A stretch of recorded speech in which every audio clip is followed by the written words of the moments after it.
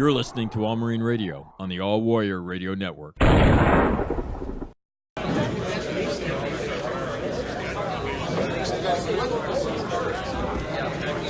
we'll grab our seats. We'll go ahead and push on. I agree with you with the crowd. I had a question or comment at the break regarding combat leadership, regarding somebody working on something, publication or course regarding that. And I didn't say a couple things I'd like to say about the subject, but I'll tell you my opinion. We got to get rid of the way we teach it now. I mean, somewhere after World War I, we want to make everybody a Boy Scout. There's 14 traits: clean, reverent, obedient. I mean, even the last time anybody walked this earth like that, it was 2,000 years ago. And we're making everybody believe that there's some magic formula where you go out and you take on these 14 traits and you adopt all these leadership principles, and boom, you're magic. On the battlefield, you can do it all. That's not the case. Matter of fact, most great captains rarely had even half those traits. We got to stop teaching this trait orientation in leadership.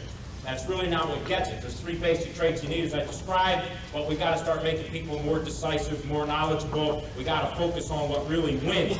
And it isn't just a series of traits that we need to discuss and talk about, and somebody's supposed to go into a closet and put them on in a little suit that's red, white, and gold, and blue. It won't work. All right, I said we were going to kick off and talk about the series of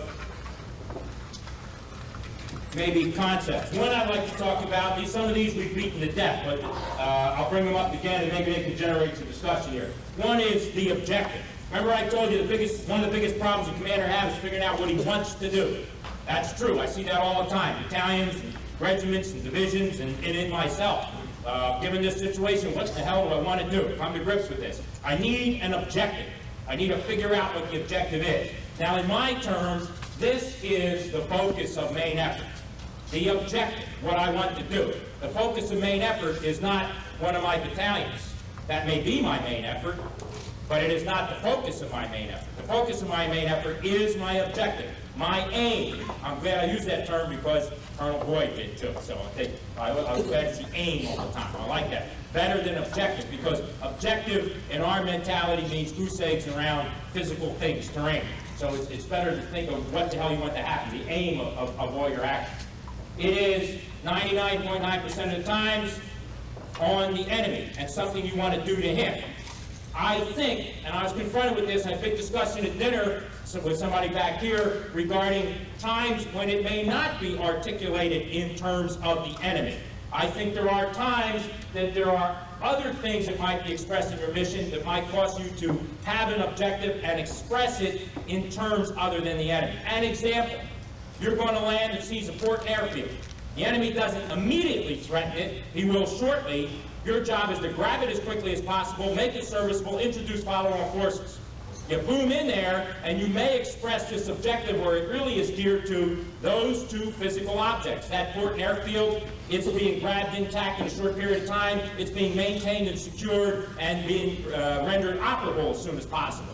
So it may not always be expressed in terms of the enemy, but 99.9% of the times it will. It is definitely not terrain, which is the way we do it now. I'm going to talk about the mission. Some of the things that I've experienced. The first thing we do regarding the mission is we get a magic mission down from higher headquarters. We analyze it. The first step in analyzing it is determining the tasks. We now break out the specified tasks, those that are actually written down in there. Boom. The next thing we do is look for hidden, implied tasks. That little sucker, the senior commander, is trying to hide little things on you that you've got to divine, And I'm not going to go up and ask him. We're going to get together and try to figure it out. What does he really mean by this? Does he really mean that? And we go through this drill. It's amazing. You get a simple mission statement, very much up front. And by the time you're done analyzing it, you got a string of 48 implied missions that people read into it. Right away, you're beginning to lose focus. I rarely, if ever, go to an applied mission. If I think there's an applied mission, I do an unheard of thing. I call the guy up and say, is there something I'm missing here? You know, do you want me to do this? I mean, why do I sit there and go through this big drill and we sit around thinking about implied missions? You know, the Karnak says.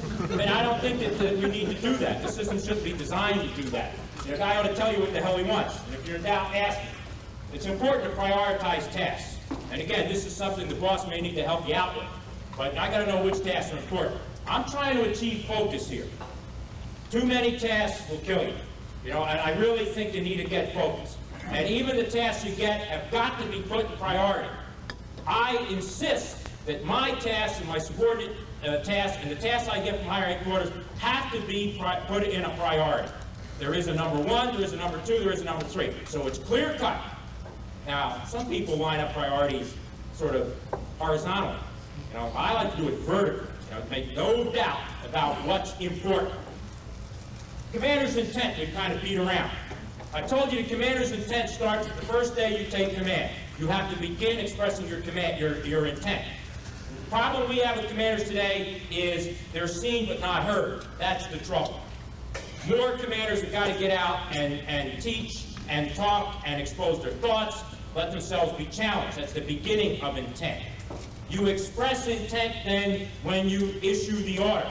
You express intent maybe in a mission statement with an in order to statement afterward that explains why the task is being assigned. You may express it somewhere in the order in anywhere from 3 short, concise words to 2 paragraphs. I don't give a shit. Whatever it takes, you put it in. You may express it personally to someone, which is the way I like to do it, but you can't always do it that way. You know, you don't always have that option. I got 7 motorcycles. I had 7 motorcycles in the 9th Marines, 2,000 miles on each one. You know, that I put on. So that's 14,000 miles in motorcycle travel. Most of it delivering my intent to where I couldn't go personally. Besides, you know, yellow canaries, radios, and my presence. I want to tell you an intent story because I think it's important. Team Spirit 2 years ago. Colonel Van Riper was the chief of staff. I got to briefly describe the scheme, what we're trying to do. The point of main effort, very mistakenly by the division, was the 4th Marines, but I had to accept that. They were running an attack south, and then they were turning to move toward a link-up with the Army. This is a wide area. I got to tell you, we covered 80 kilometers in 3 days, the 9th Marines, and 4th Marines did the same. I was to protect their flank. As a supporting attack, my job was to clean enemy out, make sure they didn't hit them in this area, and keep them pushed and bottled up to the north, away from the 4th Marines, and definitely away from the link-up site where the Army unit and 4th Marines were converging. In my zone was a series of roads that I think by design of Colonel Van Riper were getting ever thinner and more risky to travel. They went up on the sides of cliffs, where one moon pie truck coming the other way and one of your 5 tons with a 1908 are going to have a disagreement. And this very thin road network that existed and ran down in sort of this fashion. Some of them trailed off. And we had been moving in big bounds and getting behind the enemy. We had a superb aggressive battalion. Matter of fact, Dwight Weber, I see one of yours, General, the 3-8. But I mean, the aggressors were phenomenal. They were smart. I decided at one point, 4th Marines were getting close to the link-up point. The general told me that if I got there quickly, maybe I could do the link-up. So I decided we're going to go for it, 4th Marines, or the 9th Marines. We're going to get into this valley, steep hills, big hills all around here. It ran up. So I did a 2-battalion helicopter-borne assault. One came in down in this area, one into the north. I had enemy that was in front of me all in this area. What I wanted to do was get in behind them, cover and shield the link-up point, block any enemy up off to the north, trap this guy in between. Now I have one problem. My artillery fan was about like this, and my logistics and everything were back here. I stole the helicopters. Division caught me and they took them away from me. I wasn't going to get any more helicopters. They went to 4th Marines. So I knew I wasn't going to get the kind of helicopter support to pump the logistics. My other battalion, I wanted to clear the only road that led me into the valley. Now, I personally go down because I knew this road was going to be an SOB to take. I went down to the battalion commander to give him the mission and my intent. We were playing Queen for a day down here. The XO was in charge today. So I go down, and there's the XO. The battalion commander's off doing something else, but he is leading the battalion for this day. So I got him down there, and I said, here's what I want. I want you to clear this road. I'm giving you the entire company of engineers. You're to clear this road in order for me, as rapidly as possible, get the artillery, the logistics, and some of the command and control shit into the valley. I don't want the battalions hung out here for long. I wasn't too worried because their size of Air Force relative to the enemy, it wasn't a problem about getting up there because they were going to get hammered. I said, but I want it as quickly as possible, but I don't want anything on that road. I don't want to run into shit with the artillery battalion moving up or with some of the command and control, the CSSD or whatever. You got it? I got it. He then somehow passes that to the battalion commander. Well, the next thing I know, they start clearing the road, they hit the enemy. The enemy's got a series of minefields and obstacles across the road. They go up and provide security, the engineers move up to breach.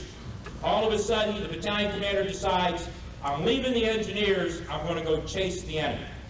And he decides to launch off in this idea that he's going to kill all the enemy and crush them and get them on the run.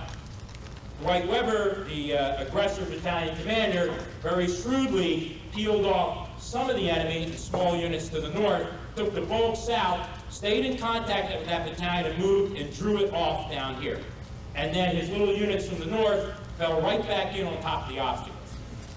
So I went back to find out what the holdup is. And what I found was an engineer company commander should be put in for the Medal of Honor because he was trying to breach this minefield, fight enemy, do all this other stuff. We had a failure to convey the intent. One, from me personally, after detailed explanation to the XO, and then in the passage of the XO onto the CO, there was definitely something lost. Now, the first thing you got to do when you deal with this sort of thing is establish blame.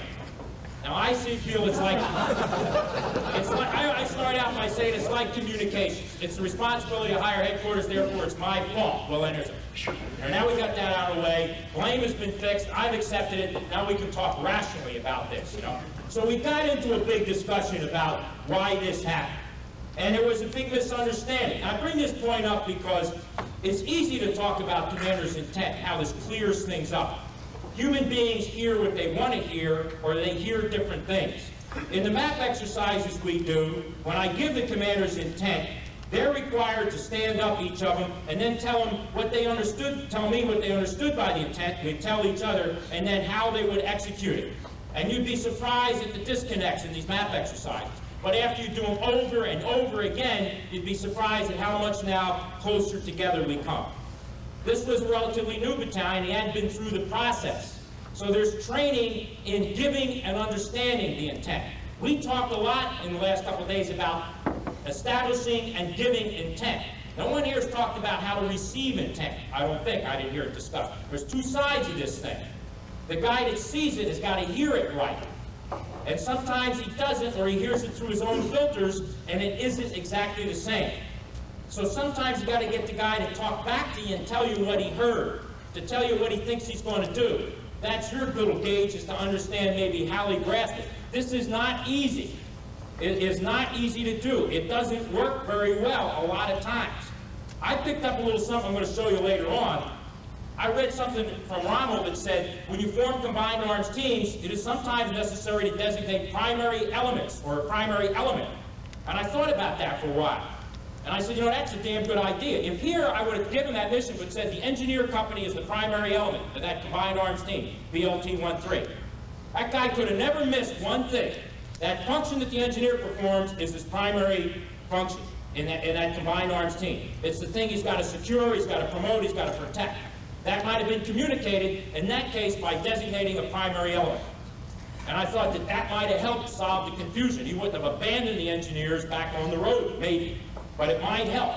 But you constantly got to look for these ways, I encourage you, to make the intent clear. These little assists to prevent confusion. I want to tell you a little bit about the map exercises we do. I give a situation in a map. They're relatively simple. We got about 4 or 5 of them in 9th Marines. I had 4 or 5 of them in 9th Marines. They read the situation, we all come in a big herd, all the officers. They are the regimental commander by the scenario. What they have to do now is do an estimate of the situation, in other words, analyze what's in front of them, and they have to do a concept of operation. Now, when we first get together, we kind of go through now, okay, let's go through the estimate. Let's look at the mission, the enemy, the terrain, troops, fire, support, available, time, space, logistics, and all this other business. We discuss this. The first shock they get is it was very, very clear to them, their estimate was correct. They saw it correctly. They get pissed because there's a regiment full of officers, and how the hell did you see it differently from me? There are arguments back and forth. When it gets to the enemy, and I'll talk about that in a second, I force them to select a center of gravity. And they very clearly see what the center of gravity is. Some of them do it in companies, some of them do it individually, some do it with their roommate or their buddy, and it was perfectly clear to them the night before. Well, now there's mass confusion after the first session. We never get too far. We come back in for the second session, we usually finish up the estimate. Now they've gone back and they've changed their concepts now, because their estimates they get a little uncomfortable with, and they've heard other views and opinions, and they're allowed to go back and change their concepts. Then we get into the concepts. They're all COs and 9th Marines. They all stand up and I take random, this is what I do, this is what I do, this is what I do. At that point in time, I stand up and give my estimate and I give my concept. And they have at me. And they do. I mean, now they're in a froth, and they've had their own opinions, and they're reinforced because there's a couple other little idiots that back them up. So they'll attack them, go right for the jugular. And they come in hard and heavy. And that's a big curveball. And then I do something really terrible at the end of that session. I hand them an order. No more debate. Here's the order. And that's where I kind of held my breath the first couple times. And after I've gotten their little fur up, and they're all in this ball, what's going to happen now when they're forced to do it my way? There's no problem. They have no problem accepting it. They ain't happy. Not many of them agree with it. In the greatest way, Colonel, you're an old fart, about time for you to leave. It's not the way we do it today. But they take it on. And they go back now, and I break them down by unit. When we come back in, we have a setup somewhat like this. Each of the battalions has a table with the battalion commander and staff, and then the companies. I actually take my camp headquarters and I make them another battalion. I don't call them camp. It's not camp, it's a staff. It's 4th Battalion, 9th Marines, 49ers. They've got a mission too, and they're organized that way too. And of course, all the attachments come in. Obviously, the engineers and everybody else. And now, each of them must get up and give they have read the mission, they have read the order, they must stand up in front of everybody and say how they're going to execute it. Well, now, you see how each one read it differently. You see how things are not going to connect, how things, some cases, are way out of sync. So then you got to talk and discuss how we bring it back in. Why the attempt was misunderstood. Why this guy read it one way and what he's about to execute will not be, excuse me, John Boyd, in sync with everybody else. Not in terms of perfect timing, but in terms of the general thrust of what we're trying to do. When we're done that, and everybody's kind of where we should be, the last session we do is what we call operational decision making. It's a little bit like the sand table out here. We bring them in. Okay, it's H-hour, L-hour. We kicked off, but this went wrong, that went wrong. And what I'm looking for from them is decisions like, would they commit to reserves, when, under what conditions, would they change the main effort? And you try to present dilemmas that force that decision or make it fuzzy as to what they might get into. But I think that's pretty important. I think that begins to get them to understand how I think. Map exercise after map exercise after map exercise. And pretty soon, there's a little book of Zinni quotes. The thing that did my heart best was one day I saw one of my guys on TV being interviewed by FEN, Far East Network or something, and he had his little Zinni quotes. Don't fall in love with your plan, and he was giving all this stuff up in Fuji somewhere, and it made my day. They begin to make fun of you, and they imitate you, and they do all this other stuff. That's good. They know me now. I like that. They know who the hell I am and how I think, which isn't hard to figure out. All right. Talk a little bit about the enemy. I tell my people that every enemy formation, every enemy force, every enemy organization has a center of gravity. Question, sir, do they have more than one center of gravity? Yeah, they may, but don't you worry about that. Pick one. I want focus here. Pick the center of gravity. What is the center of gravity? It's a source of balance, it's a source of strength. It's that one thing that gives that enemy position, that enemy force, its very essence, its being, the thing that can make it a formidable opponent to you, that can prevent you from doing what you want to do to it. What kinds of things are centers of gravity? It may be his will. It may be physically his capital. But let's bring it down, because I told you everything has it. It could be the machine gun on the hill. That squad's on the hill. That goddamn machine gun on the left flank sweeps the front of that hill in the approaches, and we can't quite get to it. We move and we get in there, we smoke it, we hit it, it's dug in, it's under coconut logs, it hits us, I take casualties, I've got to fall back. It's the damn machine gun nest that's the center of gravity. If I can figure a way to do something about that machine gun nest, that guy doesn't stand a prayer against me. You know, it might be a line of operation, a line of support, a line of communications. Now I give them several examples. I start with, I told you, Mike Wiley gave me a great one, the Battle of Midway, where on one hand you got Yamamoto and Nagumo, on the other hand Nimitz and Spruance, both after the carriers, and the lack of focus on the Japanese part. Too many things going on. You know, confusion, not confusion, but distraction and lack of focus on the carriers, singular focus on the part of the U.S. Navy after the carriers, how that worked. I give them another one, the Dien Phu. Two similar, again, centers of gravity, the lines of support. One, the French strung out depending on a very thin air line of support that they overestimated, and of course, the Viet Minh's line of support that the French underestimated, their ability to support, logistically supply, move gear up into position. You know, both centers of gravity, how each attacked it, what they did. And it's important for them to understand that. Now let me tell you how I think they need to understand to go after it, and how I would separate center of gravity from a vulnerability, and how you have to be careful a little bit in the soft spot tactics, surfaces and gaps, and not convey the idea that you attack every vulnerability, because then I think you could just waste energy and expend yourself where you don't need to. This is the way I kind of describe it. This is the center of gravity. You decide what it is, and you decide you want to disrupt it, and that's the way you're going to defeat the enemy. Around this thing are a bunch of vulnerabilities, things that could potentially, or could definitely, or ones that you may not even see right now, lead you into that center of gravity. Now, what you want to do is pick, like a little maze or a little puzzle, the right vulnerabilities to attack that will lead you to the center of gravity. Don't attack the ones that are irrelevant. You waste energy. Now, these kinds of things may be units that are exposed, CPs, logistics sites, like we had on our little board today. They may be things that crush his will or his morale. They may be weapon systems that you destroy. They could be all sorts of things, these vulnerabilities. Some of these are only relevant in terms of time, some of them in terms of place, some of them in times of place. Some of them can be a vulnerability, but only at the right time. And let me give you an example about timing, because this one I had a hard time. I had a lot of pissed off people about it. Force-on-force operation in Team Spirit last year. 9th Marines against 4th Marines. There were two parts of this force-on-force. The first one, I fought outnumbered. I had 2 maneuver battalions against 4. Learned a lot from that. The second part of this, I had 4 against his 2. I had a lot of fun on that. Now, on the 4-on-2, I got to again briefly describe the situation so they get a little appreciation for this. There was a major crossroad. This was a big valley. The only one really that would support armor and tanks, and it was obviously his line of support and key to him. And he was a defender. And out into this area was very rugged terrain, all up in here. Roads thinned out. Some very thin marginal roads up in here, some goat trails down through here. Now I knew he would defend very heavily up in this area, with probably units up into here. I'm unsure what, but I knew heavily at the crossroads, his logistics and other things would be located down in there.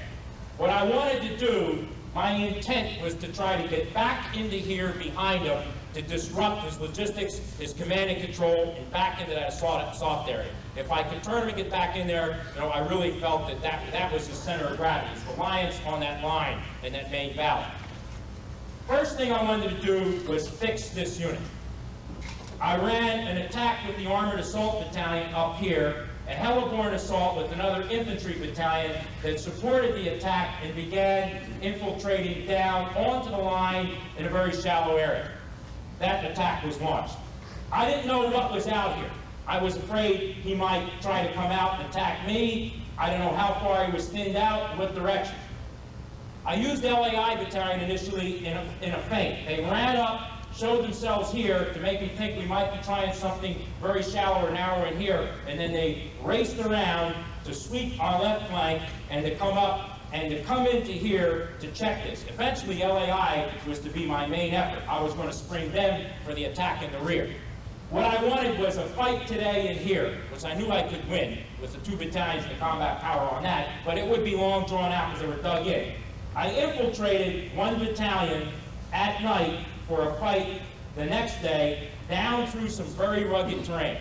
And what I wanted to do through the course of the night is cut some bridges, to recon forward and infiltrate behind the lines to figure out what was up in here. I wanted LAI to find out how far out they were, compress them and engage them a little bit, shoot them up, not become decisively engaged. The next morning, this battalion would attack here. I would fix his units along the line. LAI would be sprung for the attack up into his rear. Now, while this fight was going on, but before this one had really become engaged, the units of 1-5 were beginning to filter down at night, I got a report from a recon team I had up here that they saw the 4th Marine CP. And the recon officer came running into me, bubbling at the mouth, and said, I got 4th Marine CP, we see it, we're working up a fire mission. I said, stop the fire mission, don't shoot the mission. He couldn't believe it, you know? You colonels are all alike, you don't want to make each other look bad, you know? I said, no, we don't want to shoot up 4th Marine CP right now. First of all, make absolutely sure I got the regimental CP. And they did, and it was the regimental CP, no doubt. And I told everybody, we are not going to shoot it now. They didn't understand it. It's a vulnerability, it's there, shoot it. You got it, shoot it. Why shoot it now? Wait until we attack here. I want to engage the CP at the same time when this is crumbling down on them, this is suddenly attacked, and I've sprung LAI. The timing of that vulnerability relative to the center of gravity of my intent was important. If I shot him up then, what could happen? What are the options? He's got another half a command group somewhere else that takes over eventually. Division comes down and reconstitutes the 4th Marines with something else. But 12 hours later, when this attack takes place, somebody else will be in there supplanting the command and control facilities that I've destroyed, I'm sure. The timing was wrong. It was a vulnerability. It was not that time as relevant a vulnerability as it could be, based on my intent and what I wanted to do. You know, so that's the kind of thing you want to do. A little later on, we're going to talk about tempo, and I want to talk about this a little bit more. These series of vulnerabilities then lead you to the center of gravity. You aren't going to see all these vulnerabilities right away. Some of them are going to have to be discovered. They're going to pop out to you. And when you see them, and when they're reported to you, somebody reports the gap, all right? In other words, they report the vulnerability. You have to assess the value of the gap and how much energy to throw into the gap. Is the gap relevant to my intent objective? If it is, how should I take it on and what should I expend, or how much energy should I expend against it? Because I'm going to talk to you a little bit more when we get to tempo about conservation and expenditure of energy, which is key. And I'll bring it back to Vietnam, where I think that's one of the things we missed big time. And it's exceptionally relevant to tempo and how we run it. I had a lieutenant ask me one time, hey, Colonel, when you look at the enemy, what are you looking for? What are the kinds of things you want to know about the enemy or that you want to have a good feel for? And I gave him a little grocery list of things just off the top of my head, and it turned up into a slide until we've been in here. I like to know what he operates out of, basis of operation. You know, where his foundations are for his support, reinforcement, where he would withdraw to, that sorts of things. What kinds of lines he has to him. Lines of support, communication, how he's set up. How's he disposed in front of him? You know, what are his formations, positions? Where is he? How is he? Remember I told you about the VC and those series of interconnected Vs that became X's and all those things? You know, I was no dummy when I was a lieutenant captain. When I hit that first position in my life in Vietnam, I went through that thing after the fight over and over again, trying to get a picture in my head of how this sucker was laid out. Because if I was going to see it again, I wanted to have a feel for this thing, bigger than a break box, you know, smaller than an elephant, what's it like, it's got edges, you know. What do I got in front of it? His command and control, how does it work? I think our command and control system will always be a vulnerability. Ours is terrible. It's communication dependent, it's complex, You know, after every exercise, we bitch and moan about it. It never works. We advertise it the greatest thing since sliced bread. Well, let me tell you. I mean, it's not, if you follow the system as the way it is put down on paper, it'll never work. You're trying to do something, and that doesn't, you know, we create our own friction. It's not without any enemy friction thrown in, the sucker can't work. I think our command and control system needs to be hardened, streamlined, you know, looked hard at. There's got a lot of problems with it. I'll talk a little about command and control too in a minute. I like to know how he collects intel. First of all, this helps me decide on my security measures I take, also how to deceive him, how I can feed him what I want him to believe. I had a little heartburn with some of the deception discussion today. I got the impression, listening to the sand table thing, we were telling every lieutenant to run his own deception program. You know, you can't do that. It's got to be one storyline, guys. You know, I was thinking when that was being described, and we were telling lieutenants about deception and all this other stuff, if that had happened at Austerlitz, the guy who wasn't under the mist down in the woods might have said, I'd like the guy to believe that I'm in the mist.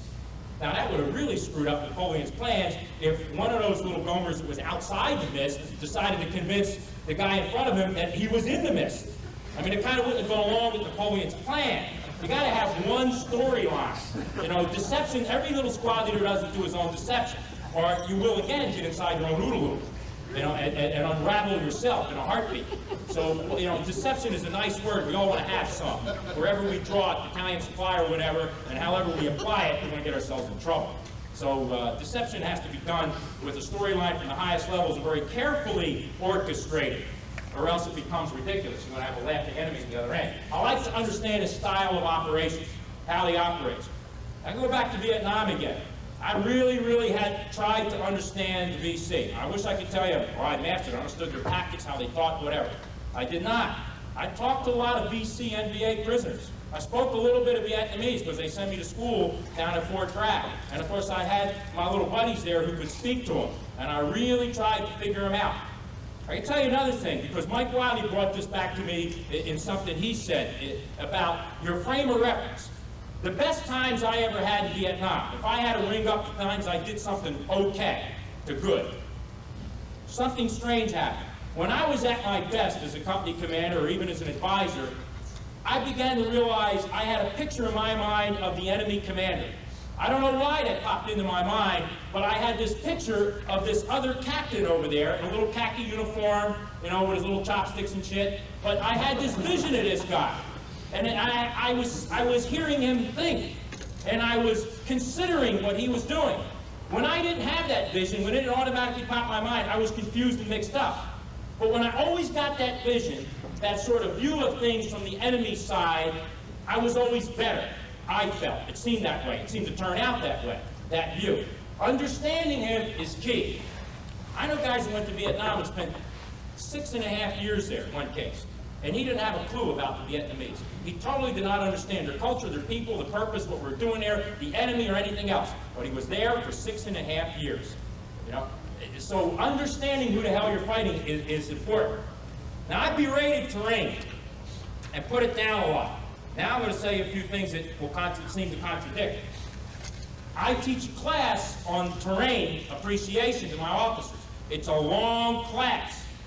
I got a little book when I was in basic school called the MCS publication, the old Marine Corps schools. One of the finest publications I ever read on terrain appreciation.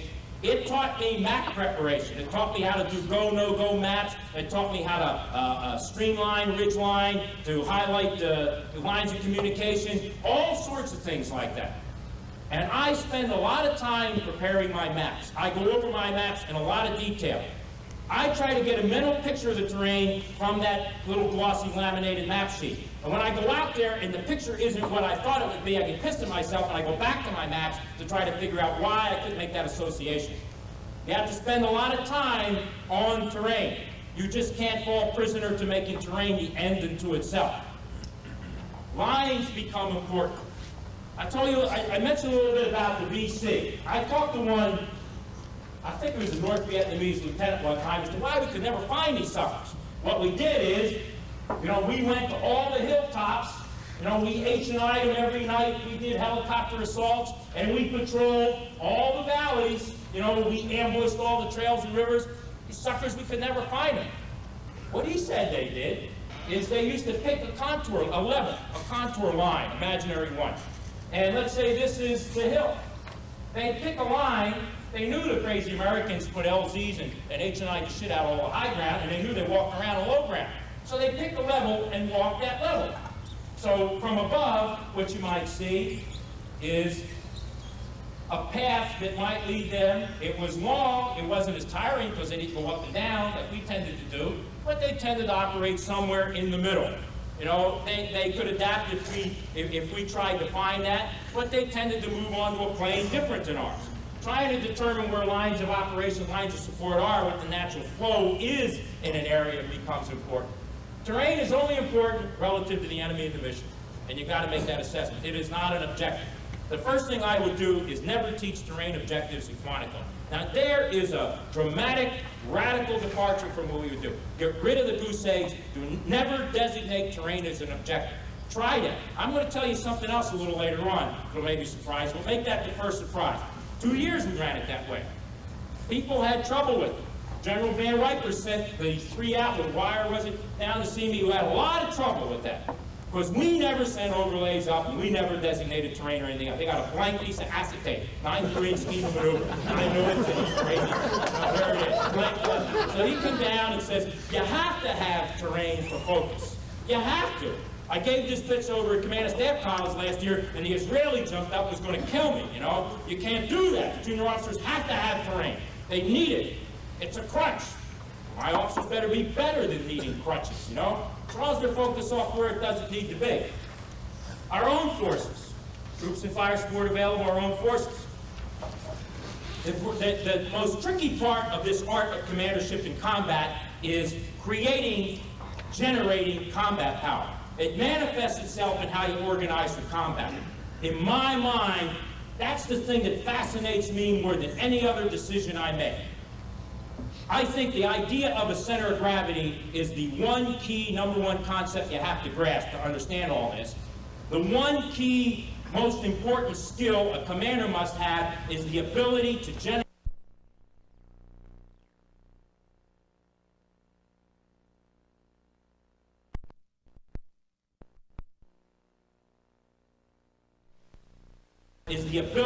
generate and create combat power. It's an art. You know, it is how you organize that force, how you mix the right blend of arms, how you task it and move it and everything else is the very essence of commandership in combat. You know, that's the thing you need to learn to master. We don't understand it.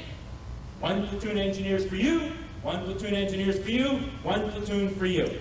1 lad section for you, 1 for you, 1 for you. You know, that's the way it goes.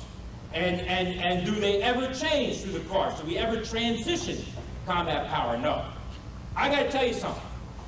One thing I'm pissed about is I'm like everybody else. I'm getting tired of hearing about Germans. I wasn't pissed before. I mean, my grandfather probably was fighting with them. You know, he was one of the guys that didn't read the 1938 Italian version. I got to read that one, the Italian version of maneuver warfare, Phil. But you know, I went to Iwo Jima, the island, about 8 times when I was out there. What a fascinating place. If you guys have ever been there, I mean, I've taken a ton of sand off that place, you know, increased my household weight allowance by about 50,000 pounds. I went to the spot where Manila John Basilone was killed and dug a hole and brought it back with me.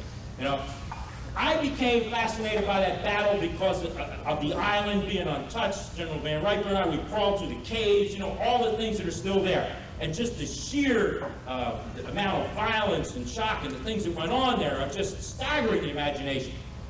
There was a Marine there that practiced maneuver warfare. In the midst of probably the greatest attrition battle in our history as a Corps, there was a maneuverist on that island. He was General Graves B. Erskine. And I want you to read about the 3rd Marine Division in the center. And I want you to read about that general and what he did in his decisions. It was the essence of maneuver warfare. And you want to talk about not getting hung up with a lot of mobility and distance. We're talking about movements of, you know, 10, 20 yards, a form of maneuver done in that kind of close. Let me tell you some of the things Erskine did. Number one, in relation to this, he was continually shifting organizations. He put all 26 of his tanks to one battalion on one side. Then he'd spread them out and divide them up evenly. Then he'd pack them up together and move them again. He took the mortars all out of battalions and regiments and gave them all to one regiment. All the mortars. You imagine that somebody come down and say, all your mortars are gone, 9th Marines are all going over here. You know? And he was continuously screwing with the organization and shifting. He was the only guy that made ground. He bitched at Cates and Rocky because those suckers couldn't keep up. He was going to shoot one of them one time. You know, I got the oral history, Graves v. Erskine's oral history, and it's tremendous to read about it. He didn't give a shit about the boundaries. I'm going to talk about that. He kept calling up Cates and saying, I'm taking that hill that's in your zone. And of course, the 4th Division commander was just reacting to all this. Yeah, you got it. Change the boundary. He wasn't worried about it. Sent 9th Marines off to take one of the hills in his zone. He wasn't worried about where boundaries were. I want to talk about control measures in a second. He also was imaginative. He would create scenes. He'd create maneuver. What he would do is he'd run an attack with maybe 2 battalions. One battalion would make progress, one would be a little held up. He'd run another one through the gap. He was doing these little turning movements and envelopments all over. When you follow the flow of the battle in any of these history books, you go crazy trying to follow 3rd Division because these little battalion things pop up all over the place. He calls Colonel Kenyon in, SEAL of the 9th Marines, one of my predecessors, and about the middle of the fight, he says, hey, Kenyon, we're going to do a night attack. What do you think of that? Kenyon goes, you got to be shitting me. A night attack? Yeah. But he says, not yet. It's only one time it's going to work. We're going to pick the right time to do the night attack. The night attack is going to be the coup de grace. And he did with one of the battalions of 9th Marines. When he had to break the last ridge line, the last pocket, he did the night attack. The poor guy who went and did it missed the objective. He attacked the wrong hill. Woke up the morning dawned and he says, holy shit, I'm on the wrong hill. The Japanese were so surprised because they had never seen a night attack that he just moved to the real hill, no problem. And that completely broke all the resistance in his area. Made it to the far side of Iwo Jima and then got told to clear the 5th Division zone too because they couldn't make it. His response was to the division commander, how are you going to do it? He says, you got to do it. I'm ordering you to do it. He said, well, there's none of these cooperative exercises. That bastard's senior me and I don't like it. You give me the zone. So I gave him the zone. He says, you got about 4 days to do this. Take your whole division up. He says, I'll do it in half a day with one regiment. So he called the regimental commander and says, you're going to do it in half a day with one regiment. The guy was shocked.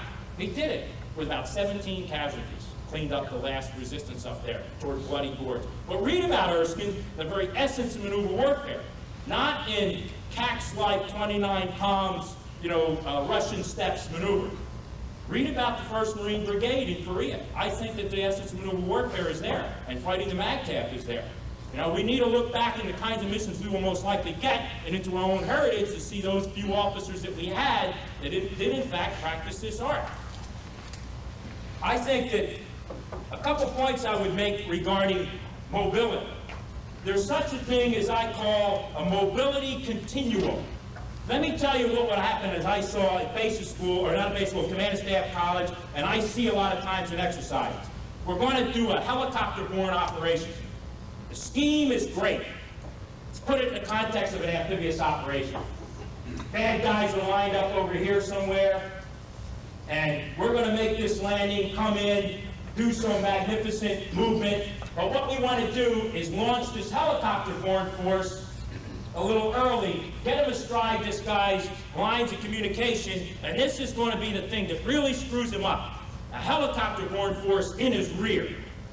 Now, I've seen this 1,000 times in all these little games. The helicopter-borne force launches at 0 dark 30. Put, boom, plops in. Everybody gets out. Shanks mare. In your mind's eye, a pack, a helmet, a cartridge belt, one DOA, could be dead on arrival, but he's got all the other shit on him. We put in artillery, spinning off the bottom of a helicopter, split trails, no prime movers, dump a battery in with the guys, it's none more of that imaginative organization for combat. Probably make it an LZSA, begin to flow in some logistics shit and everything else, put a CSSD in there, plop it down. Well now, the little bad guys say, great, cannon fodder. Now, boom, boom, all of a sudden they start shooting at it. Now the reports come back. If it's Aquila Ursa or whatever exercise you're doing, this guy's getting ready for his big landing, his main effort. Hey, 1st Battalion, 2nd Marines just took 12 killed, 24 wounded. 2 artillery pieces destroyed. Oh, shit. Next report comes in. 10 killed, 15 wounded. You know, they just lost another artillery piece. Now, all of a sudden, this masterful stroke, high mobility to his rear, now becomes bait. Now, everything directly focuses on the thing of most concern. These poor bastards that are getting annihilated back there. Two decisions, one of two you can make. Reinforce failure, let's commit the reserve into this goddamn mess. Or, let's pull them out, which means send in these empty helicopters, like that Gomer isn't gonna know you're not gonna come and try to get him out, back into the same goddamn zone to extract all these guys under fire, right? What have we done? Mobility ended as soon as you stepped on the ground. It sounds crazy. I like a very light helicopter-borne force with dune buggies and motorcycles and light jeeps and vehicles with crew-served weapons on them, so when the thing goes ramped down, they boom off. You know, light infantry that booms out into the boonies, that is wearing light shit, that when the stuff hits, he's all over back there. He isn't plopped in one place. But we plop. Our helicopter-borne operations are plop operations everywhere we go, by virtue of all the shit we take in with us. And you watch, the next time you see one with a reinforced battalion landing, tell me it isn't so. The key vulnerable time is when you transition these organizations for combat from, you know, shifting tanks or shifting armor or shifting missions, and you gotta watch those. Those are very vulnerable periods for you. How you transition organizations for combat have to be done very carefully, and that senior commander needs to pay a lot of attention to that. Talk a little bit about time and space. I think that it's very important to understand this idea that there are key points and places in time that you need to affect. You either need to be there in some form, or you need to affect that place in time in some way. Threaten it, interdict it, suppress it, occupy it, whatever. But you sort of got to figure out and find, again, I think it goes back to that finger licking, exactly where that place is and exactly when that time is that you need to do something with it. Sometimes you can't see it early on. It's sort of got to be a clearing picture to you, and you kind of know when, and you get yourself in position to affect it. But that key idea of time and space and putting them together and figuring out what's most important. I can get astride his lines of communications right now. I can kill his, shoot it up his CP right now. Is it the best time? Sometimes you know where things are in terms of time when you want to affect it. I would like to hit his reserve just when we do the landing. So I got a good idea of the time factor here that I want to affect. But I got a problem. I don't know where his reserve is right now, 2 days before the landing. So the place is unclear. But the time is pretty clear in my own mind when I want to do it. Maybe you will know the place. That line of communication is what I want to get astride. But I'm not sure when just yet. I just haven't sensed that now is the time when I'll do the most damage. If I go for it now, it's a little too deep, a bridge too far. I will extend myself, I can't support it, and right now it doesn't threaten him a whole hell of a lot. It doesn't really do anything to support my intent. So time and place are important and have to be put together. The idea of concentration and dispersion, mass and economy of force. You know, you're always compressing and expanding all over the battlefield. And you're doing this in those two mediums of time and space. For all the logisticians out here, I got one bitch about something I heard. I was waiting and waiting for one logistician to stand up and say something about it. None of you guys did. You disappointed me. I've heard at least 5 times in the last 2 weeks that you develop the plan, then you turn to your 4 and say, support it, or can you support it? You've got to talk to your logistician like you talk to your 3. He's in on it. He's in on your planning and on your scheme development. You co-opt the little sucker. You see? Because if he's in on the development, his heart's in it. And he understands it. You don't just deliver it as a fact afterwards. Support this thing. What thing? You know? How do I, what is it?